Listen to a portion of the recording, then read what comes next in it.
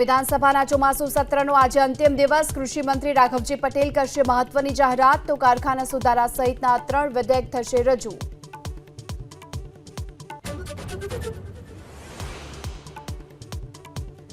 पर्यावरण ने नुकसान करती कंपनी सील सुरेन्द्रनगरना ચોટીલામાં સુરઈ ગામની વરની એનોવીરો કેર લિમિટેડ કંપની સામે બોરવેલથી ઝેરીલું કેમિકલ જમીનમાં ઉતારાતા હોવાનો આરોપ।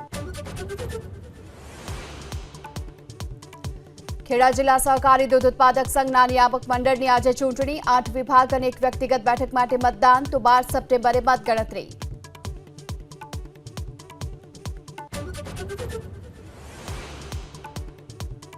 पीएम मोदीની અધ્યક્ષતામાં આજે સવારે 11 વાગ્યે કેન્દ્રીય કેબિનેટની બેઠક। કેટલાક મહત્વના નિર્ણયો પર બેઠકમાં લાગી શકે છે મહોર।